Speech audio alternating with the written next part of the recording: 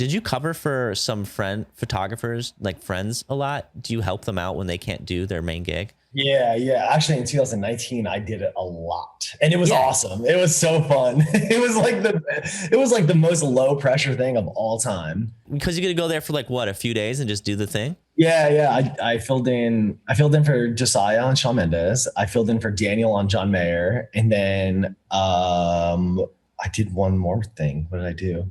I like always make the joke to like people. I'm like, oh, I'm the best fill-in photographer of all time. Like I'm not the best because I won't make you look bad and they won't want to fire you, but like I'm also not like the worst. So like I'm like right in the middle where like the fill-in needs to be, you know? Yeah, and I mean, it kind of says a lot about your personality because somebody who fills in for somebody in this industry, everything is based off who you know.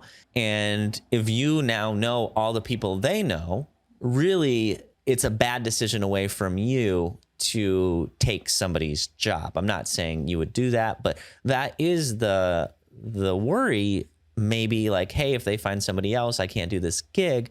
Am I going to lose this gig to them because they're more available? So how do you think, or what do you do to become such a good friend to and trusted person to these other photographers to be their kind of go-to fill-in, somebody they trust to do their job, but at the same time, not threaten or remove them from their job? I mean, I think it's just literally just like what you said is it's like, you know, I don't think that any of the people that I have filled in before, like, I don't think they expect me to be like over and like all over the place and like reaching out to management, reaching out to like tour manager. Like, I think realistically, I just like go in, do my job and get out and like have a great time. But I'm not following up being like, oh, like, do you need somebody? Do you need somebody? Because like, Yeah. you know, it's kind of like an unspoken rule of, hey, you're just there for X amount of time and it's nothing more and nothing less. And Let's speak about that rule. And, might be totally, might be like water is wet kind of inferred for you. It's like, well, yeah, of course you don't do these things, but you're coming into somebody else's job. How yeah. is that job different than a job where we talked about earlier, where you're kind of out and you know everybody? What's the difference between that job and what are your goals that are different? So I mean, I guess a good example for even the Shawn Mendes one that I did for Josiah is, so long story short, I was put on a group text with a ton of people, midway through when I had gone down there, they were like, oh, well, we can talk like out of the group. And there was a point where I was just like, well, I feel uncomfortable doing that because this is Josiah's gig.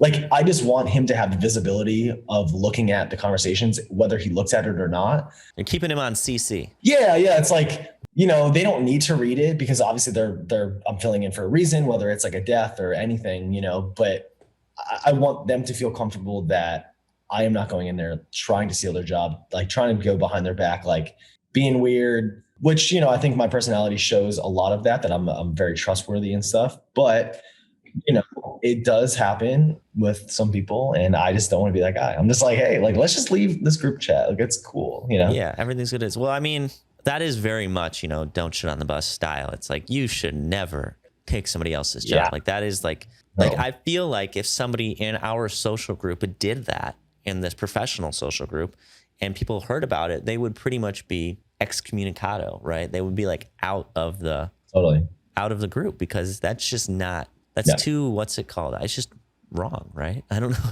I mean, a lot of the time, and the few gigs that I've done this year, the first question I have had was, well, do they have a photographer? Like, why are you looking for somebody right now? Yes. That's the first question you ask them.